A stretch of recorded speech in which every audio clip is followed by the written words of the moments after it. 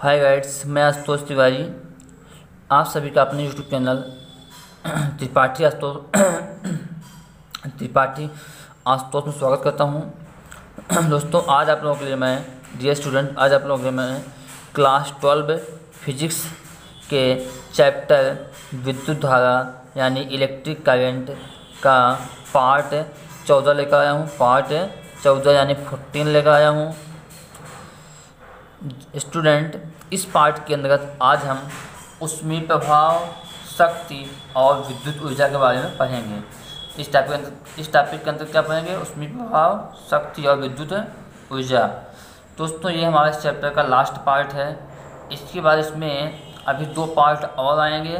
एक पार्ट में क्या होगा, कुछ इम्पोर्टेंट प्रश्न होंगे, प्रश्नोत्तर होंगे, और एक पार्ट में इसके एक्सरसाइज के सवाल होंगे।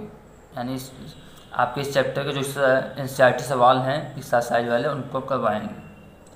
तो 2 पार्ट और आएगा। बस अगर थ्योरी में देखा, थ्योरी में आपका ये लास्ट पार्ट है। तो दोस्तों, हमारा इसमें आज टॉपिक क्या है? उसमें प्रभाव, शक्ति और विद्युत ऊर्जा। जिसके अंतर्गत हम आगे पढ़ेंगे विद्युत धारा का ऊष्मीय प्रभाव। इसके अंदर हमारा पहला टॉपिक क्या है, हेडिंग क्या बनाया? विद्युत धारा का ऊष्मीय प्रभाव, heating effect of electric current. दोस्तों, आप लोग को मैं जानकारी बताना चाहता हूँ। आप लोग अगर कुछ एक्स्ट्रा जानकारी चाहते हैं तो हमारे फेसबुक पेज त्रिपाठी आशुतोष जी को जरूर फॉलो करें। आपको वहाँ अवश्य कुछ नई जानकारियाँ, रोचक जानकारी मिलती रहेगी। तो दोस्तों, चलते हैं आगे अपने टॉपिक पर, विद्युत धारा ऊष्मीय प्रभाव, heating effect of electric current. ये मान लीजिए हमारा कोई क्या है, कोई हमारा चालक तार है। इसके अंदर क्या है, dq आवेश प्रवाहित हो रहा है बिंदु A से B की ओर। आई उसका विभवांतर क्या है, V है।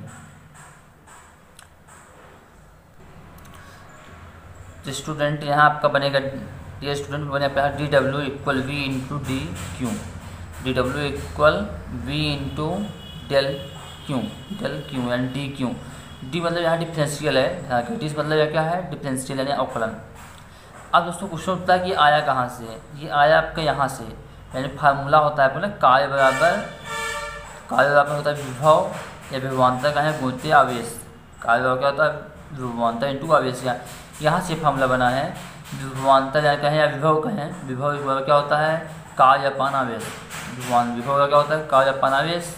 यहाँ से हम कार्य W निकालेंगे, कार्य यानी वर्क W निकालेंगे, तो इसका क्लास मल्टीप्लाई हो गया।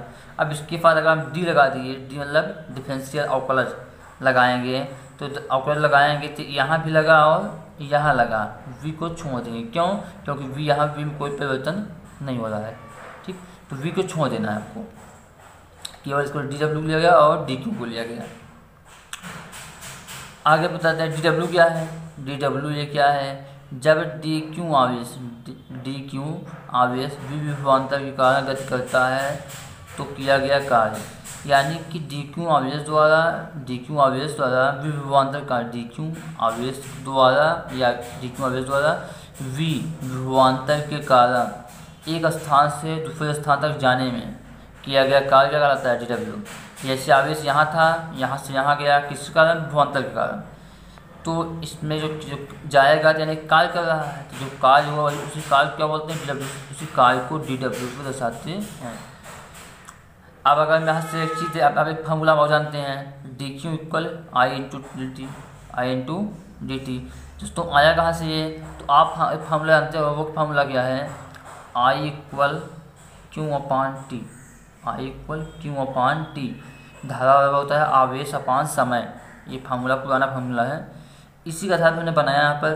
तो इसी का आधार जो हम बनाएंगे तो यहाँ पर क्या होगा, यहाँ पे जब जहाँ पे जिसका वैल्यू निकालना होता है उसको हम रोक लेते हैं। v की निकालना है वैल्यू, तो v का डिफरेंशियल नहीं करेंगे, इसके बाद हम d नहीं लगाएंगे। यहाँ जैसे हम आपको i के निकालना है, तो हम i के निकालना है तो हम i के बाद डेल इस्तेमाल नहीं करेंगे। यहाँ पर i के बाद डेल इस्तेमाल नहीं होगा। ठीक, तो ये केवल इसके बाद इस्तेमाल होगा, q के साथ और t के साथ। ठीक, q और t के साथ केवल होगा डिफरेंशियल का इस्तेमाल, i पर नहीं होगा। तो यहाँ पर इसका क्रॉस मल्टीप्लाई कर देंगे तो ये हो जाएगा I इंटू I दोस्तों अब इसका मैं क्रॉस मल्टीप्लाई जब कर देंगे तो क्या बन जाएगा, डी क्यू इक्वल आई इंटू डी टी। अब इसको अब ये चीज़ आ गया ना, जो D Q equal I D T आया था, ये कहाँ से आया था, आप बता रहे थे हम यहाँ से आया है, इसी से बनाया गया। अब हम आगे चलते हैं, फॉर्मूला पर है डी डब्ल्यू equal v into d q. हम यहाँ इसको लिखेंगे डी डब्ल्यू इक्वल वी और डी क्यू स्थान पे आ जाएगा आई इंटू डी टी रख देंगे, तो वी आई डी टी बन गया। अब हम यहाँ लिखते हैं जब नियत धारा आई समय टी तक प्रवाहित हो, यानी कि जब नियत धारा आई एक निश्चित समय टी तक प्रवाहित हो तो डी डब्ल्यू इक्वल यही होगा। अब इससे करते हैं हम दोनों फाइट कर देते हैं इंटीग्रेशन, क्योंकि यहाँ डिफरेंस जी है ना, यहाँ क्या है डिफरेंशियल हुआ है, हम इसका इंटीग्रेशन करेंगे, क्योंकि डिफरेंशियल उल्टा इंटीग्रेशन करते हैं अभी ये कैंसिल होता है। डिफरेंशियल उल्टा क्या होता है इंटीग्रेशन, ऐसा क्यों करते हैं कि ये डी कैंसिल हो जाएगा इससे, तो हमारा जो ओरिजिनल फार्मूला मिल जाएगा हमको। तो इंटीग्रेशन कर देंगे इधर से इसका भी, जब इंटीग्रेशन करेंगे तो ये डी से इंटीग्रेशन से कट जाएगा, मतलब कैंसिल होता है, क्योंकि डिफरेंशियल, क्योंकि इंटीग्रेशन क्या होता है डिफरेंशियल का उल्टा, तो यानी दोनों से काट देंगे तो डब्ल्यू आ गया। यहाँ पे करेंगे तो वी इसके पास डी है नहीं, ये बाहर हो गया, आई के पास डेल डी तो है नहीं, ये बाहर हो जाएगा, बचा केवल डी टी, इसके साथ डी है तो इस डी से ये कैंसिल हो जाएगा, तो बचा क्या केवल टी, तो निकल गया डब्ल्यू इक्वल वी आई टी। एक फार्मूला ये मिला, वेरी मोस्ट फार्मूला। अब इसी फार्मूला से हम कुछ फार्मूला और भी निकाल सकते हैं। वो फार्मूला कैसे हैं जिंदगी में, हम जानते हैं कि v इक्वल क्या होता है आई आर, वी इक्वल होता है आई आर। अगर v के स्थान पर मेरा रख दें आई आर रख दें यहाँ पर, तो फार्मूला बन जाएगा w इक्वल आई आर मिलेगा आई स्क्वायर आर टी, तो फार्मूला ये बना। आर फार्मूला बन सकता है, हम यहाँ से आई निकाल लें तो क्या निकलेगा, इसी फार्मूला से आई निकाल लें तो वी अपान आर उस साइड जाएगा तो वी अपान आर हो गया। अब आई के स्थान पर वी अपान आर रख देते हैं, जहाँ से फार्मूला में क्या था वी आई के स्थान पर तो v upon r into t. अब ये भी मेरे वी स्क्वायर डब्ल्यू equal v square upon r into t, तो आपका एक फार्मूला ये बन गया डब्ल्यू v square upon r into t. तो ये आपका एक फार्मूला यह है कि ये निकला है कि ये निकला, तो ये 3 फार्मूला आपके बन गए। अब दोस्तों चलते हैं आगे। अब दोस्तों इसमें कुछ थोड़ा देख लेते हैं कुछ पॉइंट। पहला पॉइंट है यह कार्य ऊर्जा, यह कार्य जो कार्य होता है चालक के अणुओं की यादृच्छिक गति, यानी यादृच्छिक मतलब रैंडम यानी स्वतंत्र, रैंडम यानी जो स्वतंत्रतापूर्वक गति हो। तो यह कार्य चालक के अणुओं की यादृच्छिक गति की ऊर्जा में परिवर्तित हो जाता है, यानी कि जो कार्य होता है चालक के अणुओं की यादृच्छिक गति की ऊर्जा में परिवर्तित होता है, यानी कि जो कार्य क्या होता है ऊर्जा में बदल जाता है।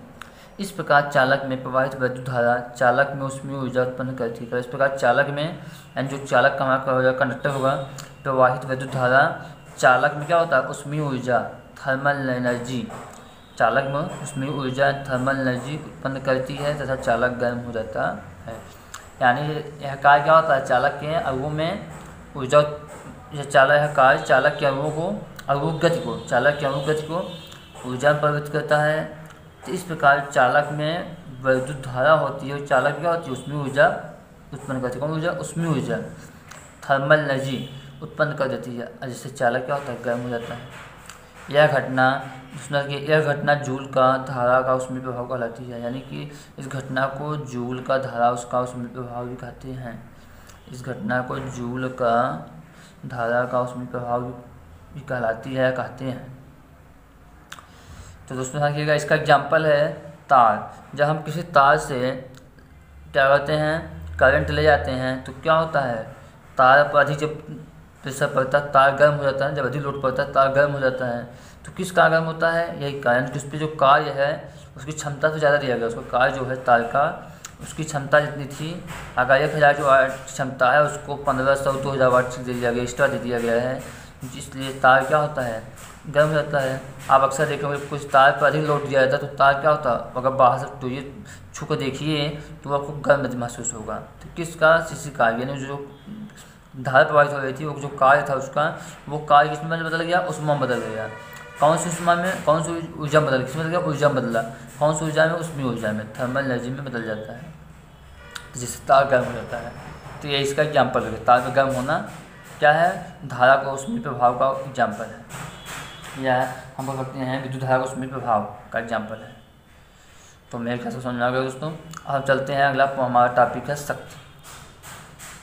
अगला हमारी रीडिंग है शक्ति।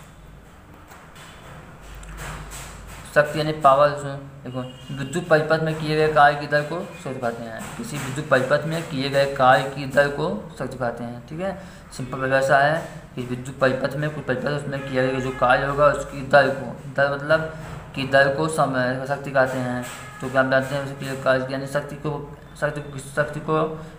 यानी पावर को पी से प्रदर्शित करते हैं। पी इक्वल किसी परिपथ में किए गए कार्य, तो कार्य यानी डब्ल्यू हो गया कि दर की दर जब दोस्तों जब कभी दर आ जाए, दर मतलब होता है अपान में टी, दर का मतलब होता है अपान में टी, अपान में टी हमें फैला की जब कभी दर आए तो दर का मतलब अपान में टी।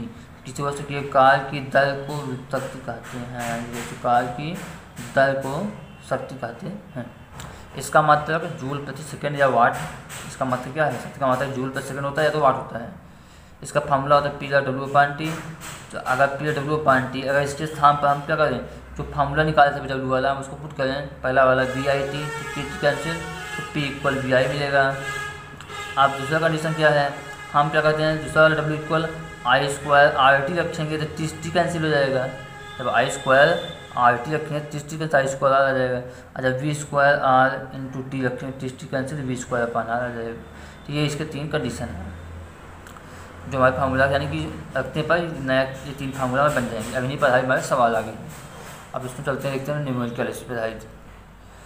जैसे हमारे देखिए पहला सवाल है 600 वाट डब्ल्यू यानी वाट यानी डब्ल्यू यानी वाट 120 वोल्ट के हीटर का प्रतिरोध बताइए।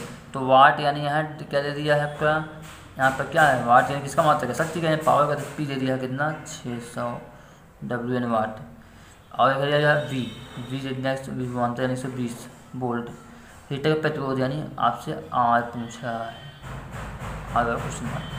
तो फार्मूला इस्तेमाल करो, कौन फार्मूला, तीन में इसको एक फार्मूला इस्तेमाल होगा, पी दिया है तो यार इस्तेमाल कर लेते हैं। देखिए वी भी दिया है, पी भी दिया है और आर पूछा है, तो 3 में से 2 चीज़ पता है हमको, तो इसका निकल जाएगा, तो इसका इस्तेमाल करेंगे।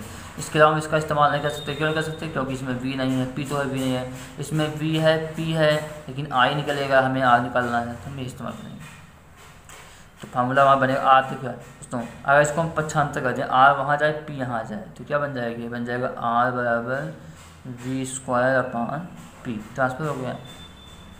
तो इसलिए आर बराबर वी स्क्वायर, वी यानी 120 स्क्वायर लगा यानी 2 घात 2, तो यहाँ 2 बार गुणा हो जाएगा, स्क्वायर यानी 120 का 2 बार गुणा अपान में पी यानी 600, 0 से 0 कैंसिल है, 0 से 1 0 कैंसिल, 6 नहीं है 12, तो 12 नहीं है 24 का गुणा हो गया 24 ओम।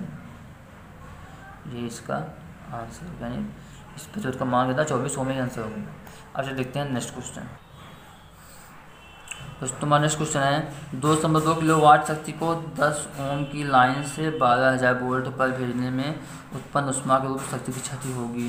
तो दोस्तों ध्यान रखिए, क्वेश्चन बहुत इंपॉर्टेंट है। देखिए इसमें क्या है 10 किलोवाट यानी क्या दे दिया, पी दे दिया है, कितना दे दिया है 2.2 किलोवाट के डब्ल्यू। इसको हम वाट में बनाएंगे तो 2.2, 1 किलोवाट कितना होता है 1000 वाट होता है, 1 किलोवाट का होता है 1000 वाट, यानी इसका जो गुणा कर देंगे तो ये बन जाएगा 200 वाट। दोस्तों बनेगा 2000 वाट, लेकिन दशमलव लगाए ना तो 0 कैंसिल हो जाएगा, केवल 200 वाट बना। अब आप पूछ सकते हैं 10 ओम, क्या दिया 10 ओम की लाइन से, 10 ओम लाइन, ओम किसका मतलब प्रतिरोध आर का, तो आर का मान दे दिया 10 ओम।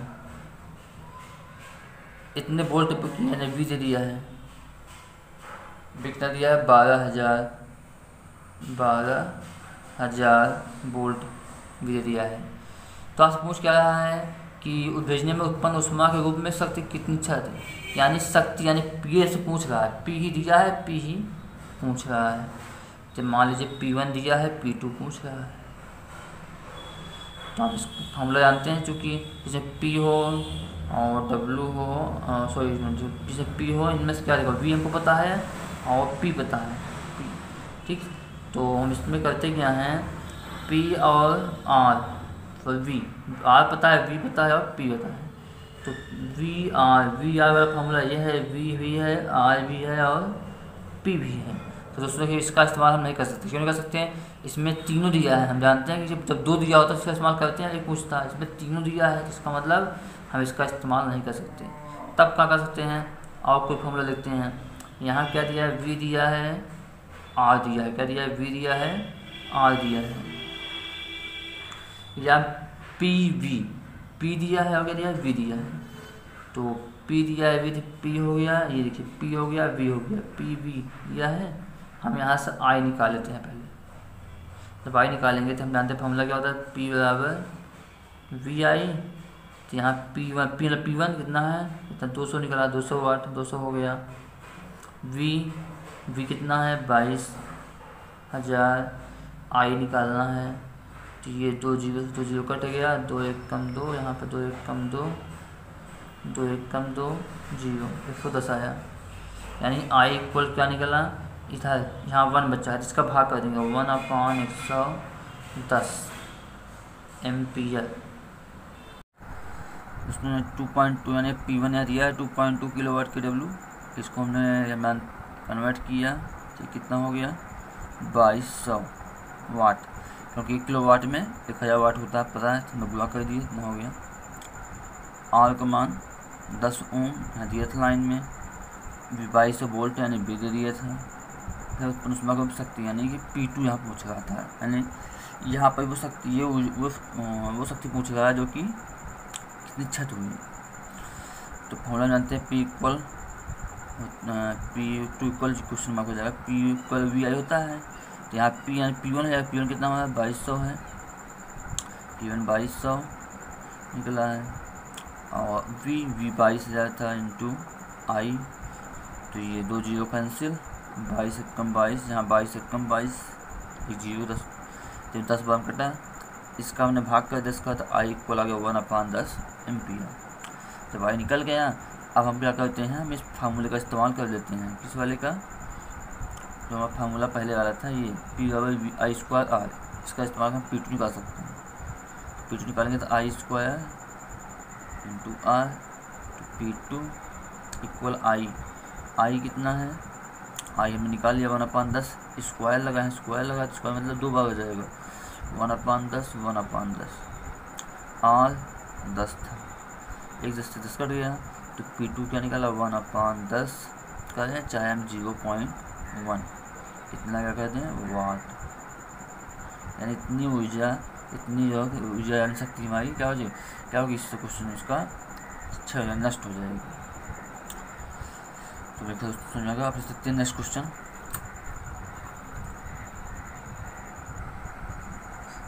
डियर स्टूडेंट, नेक्स्ट क्वेश्चन है 25 वाट 220 वोल्ट लंबा था, 200 वाट 220 वोल्ट को 220 वोल्ट बल्ब को 40 वोल्ट की लाइन के साथ सीरीज क्रम में जोड़ा गया, तो दोनों में से कौन सा बल्ब फ्यूज होगा, यानी 2 बल्ब हैं, पूछा इन दोनों में से कौन सा बल्ब पहले फ्यूज होगा।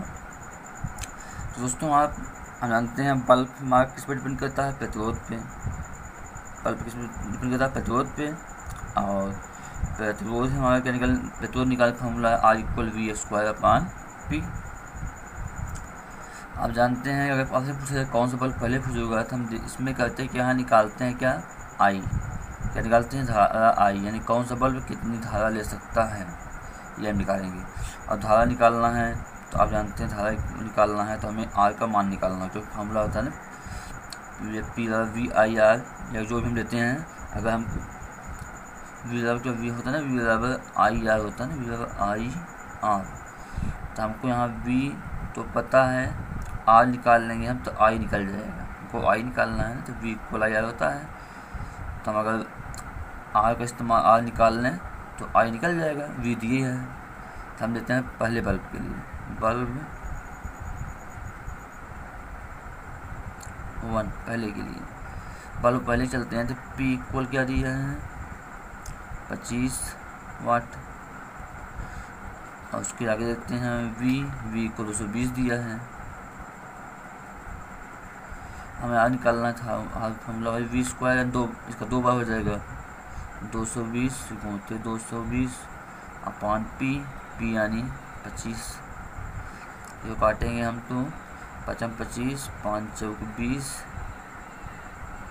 उसके बाद यहाँ पे फिर कटेगा 2 आएगा, फिर 5 चौक 20, फिर 5 काटेंगे तो ऐसे भी कटेगा 5 चौक 20 5 चौक 20, यहाँ 44 का पूरा करोगे आप तो 1936 आएगा, इतना ओम आया। अब इसे निकालते हैं बल्ब 2 के लिए। बल्ब 2, जब बल्ब 2 के लिए लगेंगे निकालेंगे तो उसमें भी इस्तेमाल करेंगे आर बराबर वी स्क्वायर। वी यानी क्या है 220 है, तो 2 बार हो जाएगा 220 गुणित 220 अपान यहाँ पर डब्ल्यू कितना 100 है, एक जूस से कटा यहाँ 22 गुना होता है 484, इतना ओम निकला। दोस्तों ध्यान रखिए पहले हम यहाँ पर बल्ब 2 के लिए तो ठीक है निकाल रहे हैं, लेकिन हमें यहाँ पर इसका आई भी निकालना होगा। बल्ब 1 का पहले आई भी निकालना चाहिए, बल्ब 1 का हमको आई भी निकालना है। जब आई निकालेंगे तो आई इक्वल फॉर्मूला बताए ना वी अपान आर हो जाए। तो वी कितना है, वी था 220, पहले बल्ब का आर 1936 निकला। इसको तुम लोग कैलकुलेट कर लीजिएगा, आप डिवाइड करेंगे तो 0.11 एम्पियर आएगा। ऐसे बल्ब 2 के लिए हम आई निकालेंगे तो वही वी अपान आर, वी यानी 220, आर यानी 484, इसका भाग करोगे तो 0.48 इतना एम्पियर आएगा बल्ब 2 के लिए। अब क्वेश्चन में कहा क्या है, क्वेश्चन में कहा है कि दोनों में से कौन, अगर यदि बल्ब को दोनों बल्ब को 440 वोल्ट की लाइन के साथ श्रेणी क्रम में जोड़ दें, श्रेणी क्रम में जोड़ रहे हैं, तो दोनों में से कौन सा बल्ब फ्यूज होगा। तो हमें अगर ये चेक करना हो कौन सा बल्ब फ्यूज होगा पहले, तो इसके लिए हमें करना क्या होगा, हमें निकालना होगा इनकी कंबाइंड धारा, निकालना होगा इनकी कंबाइंड धारा निकालना होगा। तो वो क्या होगा, तो कंबाइंड धारा निकालेंगे तो फार्मूला पता है कंबाइंड धारा निकालने का, आई वही वी अपान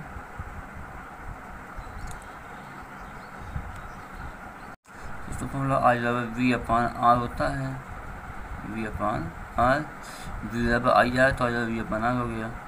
तो आई वी कितना है 440 वोल्ट फॉर्म जो है इसको 440 हो गया।